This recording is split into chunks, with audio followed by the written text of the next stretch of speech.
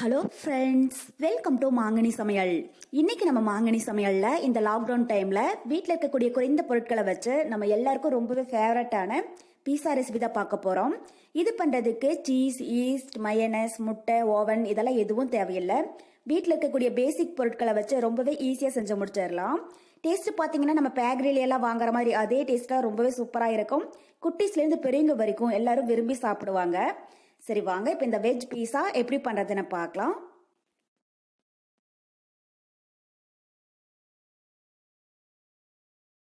பீஸா பண்றதுக்கு ஃபர்ஸ்ட் நம்ம மாவு பிசைஞ்சு எடுத்துக்கலாம். அதுக்கு ஒரு மிக்சிங் பவுல்ல 3/4 கப் அளவுக்கு மைதா மாவு சேர்த்துக்கோங்க. நீங்க விருப்பப்பட்டா மைதா மாவு சேர்த்துக்கோங்க, இல்லைன்னா அதுக்கு பதில் கோதுமை மாவு கூட சேர்த்துக்கோங்க. அதுலயும் ரொம்பவே நல்லா வரும். இப்ப இது கூட இதுக்கு தேவையான அளவு உப்பு, கூடவே 1 டீஸ்பூன் அளவுக்கு சர்க்கரை, அப்புறம் 1/4 டீஸ்பூன் அளவுக்கு பேக்கிங் சோடா இதெல்லாம் சேர்த்துட்டு மாவை ஒரு டைம் லைட்டா மிக்ஸ் பண்ணிடுங்க. மாவை இந்த அளவுக்கு நல்லா கலந்ததுக்கு அப்புறமா இது கூட 1 டேபிள் ஸ்பூன் அளவுக்கு நெய் உருக்கி எடுத்து வச்சிருக்கேன். அதை உள்ள சேர்த்துடலாம். நம்ம நெய் சேர்த்து செய்யும் போது அதனுடைய ஸ்மெல்லும் டேஸ்ட்டும் ரொம்பவே நல்லா இருக்கும். நீங்க விருப்பப்பட்டா நெய் சேர்த்துக்கோங்க, இல்லைன்னா அதுக்கு பதில் ஆயில் கூட சேர்த்துக்கலாம். சேர்த்துட்டு ஒரு 2 நிமிஷத்துக்கு இதை நல்லா கலந்து எடுத்துக்கோங்க. பாருங்க, இப்ப மாவை நல்லா கலந்தாச்சு. நெய் மாவோட நல்லா சேர்ந்து வந்துடுச்சு. மாவை எடுத்து உருண்டை பிடிச்சிங்கன்னா இது மாதிரி வரணும். ஸோ அதுக்கு தகுந்த மாதிரி மாவை நல்லா கலந்து எடுத்துக்கோங்க. இப்ப இது கூட 4 டேபிள் ஸ்பூன் அளவுக்கு தயிர் சேர்த்துடலாம். தயிர் புளிப்பில்லாத நல்லா கெட்டியான தயிரா சேர்த்துக்கோங்க. சேர்த்துட்டு இந்த மாவை சப்பாத்தி மாவு பதத்துக்கு நல்லா சாஃப்டா பிசைஞ்சு எடுத்துக்கலாம். ஒரு 5ல இருந்து 6 நிமிஷம் சாஃப்டா பிசைஞ்சுக்கோங்க. எந்த அளவுக்கு மாவை நல்லா பிசைஞ்சு எடுக்கிறோமோ அந்த அளவுக்கு பீஸா பேஸும் ரொம்பவே சாஃப்டா இருக்கும். இப்போ மாவை நல்லா ஸ்மூத்தா பிசைஞ்சு எடுத்தாச்சு. நம்ம எடுத்திருக்கிற 3/4 கப் மைதா மாவுக்கு 4 டேபிள் ஸ்பூன் அளவுக்கு தயிர் அளவு சரியா இருக்கும். உங்களுக்கு ஒருவேளை மாவு ட்ரையா இருக்கிற மாதிரி இருந்துச்சுன்னா கொஞ்சமா தண்ணி தெளிச்சு இந்த அளவுக்கு நல்லா ஸ்மூத்தா பிசைஞ்சு எடுத்துக்கோங்க. பாருங்க, மாவு இந்த அளவுக்கு இருக்கணும். இப்ப பீஸா பேஸ்க்கு மாவு தயாராயிடுச்சு. இப்போ ஒரு மூடி போட்டு மூடி வச்சிடலாம். 1/2 மணி நேரம் மாவு நல்லா ஊறட்டும். இந்த டைம்ல நம்ம பீஸாவுக்கு வேணுங்கிற சாசஸ் எல்லாம் ரெடி பண்ணி எடுத்துக்கலாம். அதுக்கு ஒரு பேன்ல பெரிய சைஸ்ல நல்ல பழமா ஒரு தக்காளி கட் பண்ணி வச்சிருக்கேன். அதை உள்ள சேர்த்துடலாம். நான் பெரிய சைஸ்ல ஒரு தக்காளி எடுத்திருக்கேன். சின்னதா இருந்துச்சுன்னா 2 அளவுக்கு சேர்த்துக்கோங்க. கூடவே ஒரு பெரிய வெங்காயம் கட் பண்ணி வச்சிருக்கேன், அதையும் சேர்த்துடலாம். அப்புறம் ஒரு 1/2 இன்ச் அளவுக்கு இஞ்சி, 4 பல் பூண்டு, கடைசியா இது கூட 1/2 கப் அளவுக்கு தண்ணி சேர்த்துடலாம். சேர்த்துட்டு ஒரு டைம் லைட்டா கலந்து விட்டுருங்க. லைட்டா கலந்ததுக்கு அப்புறமா இப்ப கடாயோடையே மூடி போட்டு மூடி வச்சிடலாம். மீடியம் ஹீட்ல 5 நிமிஷம் இருக்கட்டும். வெங்காயமும் தக்காளியும் நல்லா சாஃப்டா வெந்ததுக்கு அப்புறமா எப்படி இருக்குன்னு பார்க்கலாம். 5 நிமிஷம் இருக்கட்டும். பாருங்க, இப்ப 5 நிமிஷம் போல ஆகிடுச்சு. வெங்காயமும் தக்காளியும் நல்லா சாஃப்டா வெந்து தண்ணி ட்ரை ஆக ஆரம்பிச்சிடுச்சு. இந்த அளவுக்கு வெங்காயம் தக்காளியும் நல்லா சாஃப்டா வெந்து இருக்கணும். அப்பதான் சாஸ் நமக்கு டேஸ்ட் ரொம்பவே நல்லா இருக்கும். இப்ப இந்த ஸ்டேஜ்ல நம்ம ஸ்டவ் ஆஃப் பண்ணிடலாம். வெங்காயம் தக்காளி நல்லா ஆறுனதுக்கு அப்புறமா மிக்ஸி ஜாருக்கு மாத்திட்டு அரைச்சு எடுத்துக்கலாம். ஒரு 5 நிமிஷம் இருக்கட்டும். இப்ப வெங்காயம் தக்காளி நல்லா ஆறிடுச்சு. இதை மிக்ஸி ஜாருக்கு மாத்திரலாம். சூடா இருக்கிற போதே மிக்ஸி ஜார்ல மாத்தி அரைச்சு எடுத்துறாதீங்க. நல்லா ஆறுனதுக்கு அப்புறமா மிக்ஸி ஜாருக்கு மாத்திட்டு அரைச்சு எடுத்துக்கோங்க. வெங்காயம் தக்காளி வேக வச்ச தண்ணி இருந்துச்சுன்னா அதை வேஸ்ட் பண்ண வேண்டாம். அந்த தண்ணியோடய சேர்த்து அரைச்சுக்கோங்க. இது இப்ப நைஸா அரைச்சிட்டு வந்துடலாம். பாருங்க, இப்ப வெங்காயம் தக்காளியை நைஸா அரைச்சிட்டு வந்தாச்சு. தண்ணி சேர்க்காம இந்த அளவுக்கு நல்லா அரைச்சு எடுத்துக்கோங்க. அடுத்தது நம்ம பீஸா சாஸ் ரெடி பண்ண ஆரம்பிச்சிடலாம். அதுக்கு ஒரு பேன்ல 1 டேபிள் ஸ்பூன் அளவுக்கு எண்ணெய் சேர்த்துக்கோங்க. எண்ணெய் நல்லா சூடானதும் இது கூட நம்ம அரைச்சி வச்சிருக்கிற வெங்காயம் தக்காளி விழுத உள்ள சேர்த்துடலாம். சேர்த்துட்டு இதை லைட்டா கலந்து விட்டுருங்க.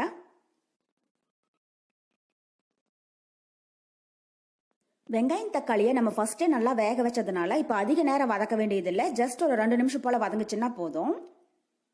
பாருங்க, இப்ப இந்த அளவுக்கு வதங்கினதுக்கு அப்புறமா இது கூட காரத்துக்கு 1 டீஸ்பூன் அளவுக்கு மிளகாய் தூள் சேர்த்துடலாம்.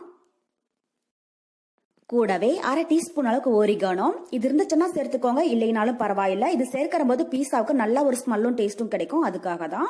அப்புறம் 1 டீஸ்பூன் அளவுக்கு சர்க்கரை, கூடவே இதுக்கு தேவையான அளவு உப்பு இதெல்லாம் சேர்த்துட்டு திரும்பவும் ஒரு 2 நிமிஷம் போல லைட்டா இதை வதக்கிடலாம். பாருங்க, இப்ப சாஸ் ஓரளவுக்கு லைட்டா திக்காக ஆரம்பிச்சிடுச்சு. இப்ப இது கூட 2 டேபிள் ஸ்பூன் அளவுக்கு தக்காளி சாஸ் சேர்த்துடலாம். இது அவசியம் சேர்க்கணும் அப்படிங்கிறது கிடையாது. இருந்துச்சுன்னா சேர்த்துக்கோங்க, இல்லைனாலும் பரவாயில்ல.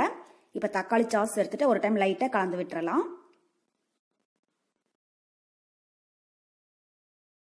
பாருங்க, அவ்வளோதான். இப்போ பீஸா சாஸ் ரெடி ஆயிடுச்சு. சாஸ் நல்லா திக்காகி எண்ணெய் பிரிஞ்சு வர ஆரம்பிச்சிடுச்சு. இந்த அளவுக்கு நல்லா திக்கா இருக்கிற மாதிரி பார்த்துக்கோங்க. இப்போ இந்த ஸ்டேஜில் ஸ்டவ் ஆஃப் பண்ணிட்டு இது ஒரு பவுலுக்கு மாற்றிடலாம்.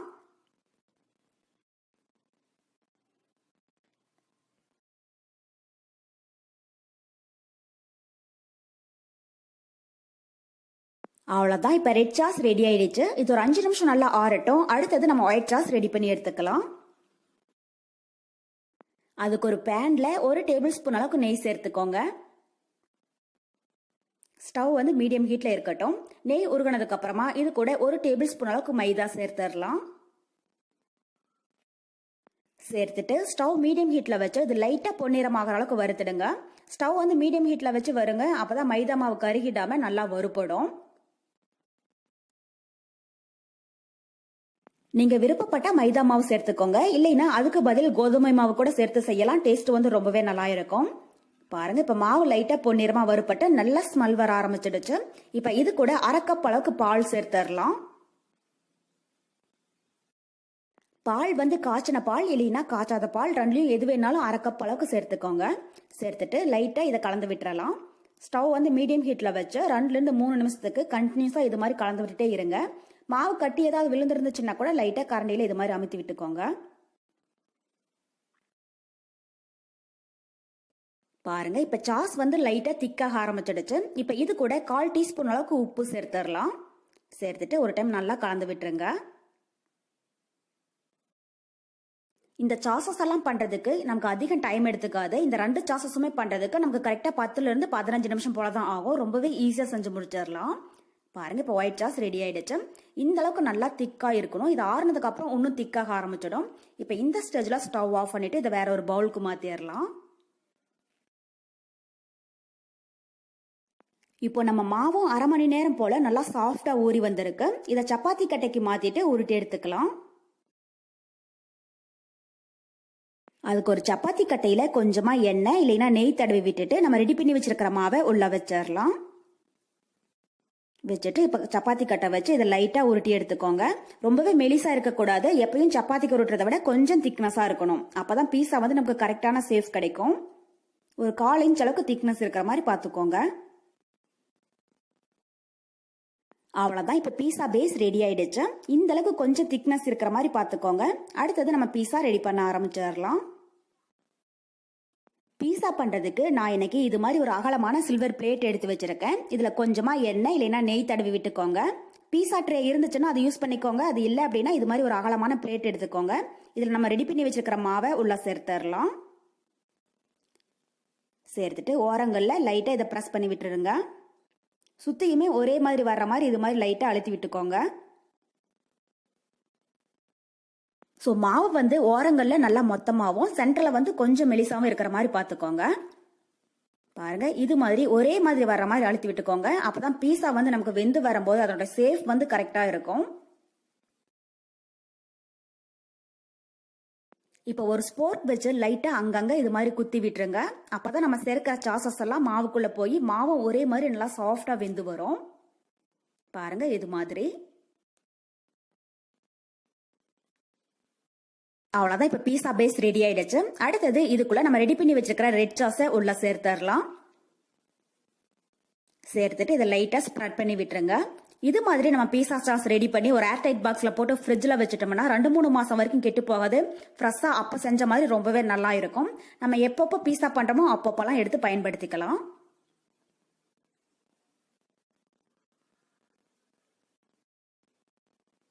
கொஞ்சம் அந்த கார்னர்ல மட்டும் விட்டுட்டு மீதம் ஃபுல்லுமே பீஸா சாஸ் ஸ்ப்ரெட் பண்ணிடுங்க.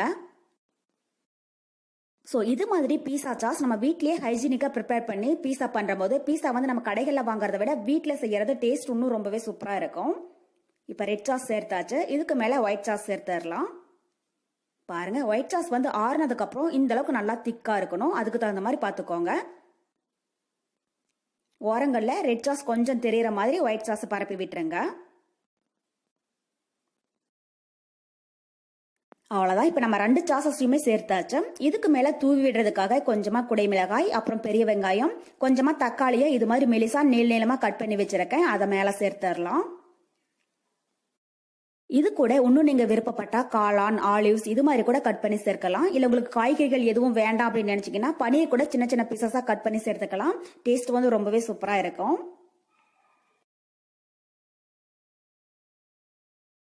அவ்வளவுதான். இப்ப காய்கறிகள் சேர்த்தாச்சு. இதுக்கு மேல 1/2 டீஸ்பூன் அளவுக்கு சில்லி ஃபிளேக்ஸ் தூவி விட்டுறலாம். இது வந்து வீட்லயே ரெடி பண்ணனது தான். வரமிளகாயை லைட்டா வறுத்துட்டு அதை மிக்சி ஜார்ல இது மாதிரி கொஞ்சம் கரகரப்பா பொடி பண்ணி வச்சிருக்கேன். உங்களுக்கு எந்த அளவுக்கு சில்லி ஃபிளேக்ஸ் தேவையோ அதுக்கு தகுந்த மாதிரி தூவி விட்டுக்கோங்க. இப்போ இதுக்கு மேல கொஞ்சமா ஓரிகானோ சேர்த்துடலாம். ஓரிகானோ பாத்தீங்கன்னா நமக்கு எல்லா சூப்பர் மார்க்கெட்லயும் கிடைக்கும். இது இருந்துச்சுன்னா சேர்த்துக்கோங்க, இல்லைனாலும் பரவாயில்லை.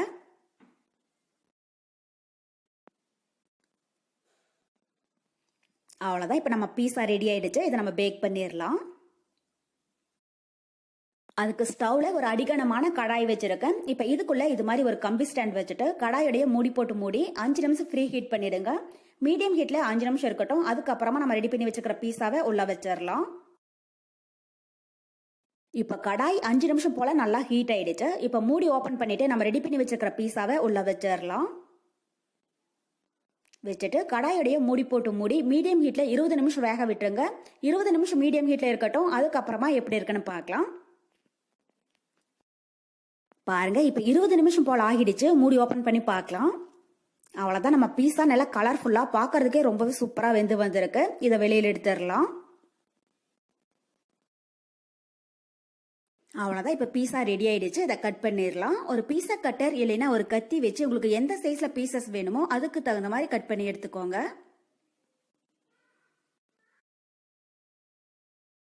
பாருங்க, இந்த லாக்டவுன் டைம்ல சீஸ், ஈஸ்ட், மயனஸ், முட்டை, ஓவன் இதெல்லாம் எதுவும் இல்லாம நம்ம வெஜ் பீஸா ரொம்பவே சூப்பரா தயாராயிடுச்சு.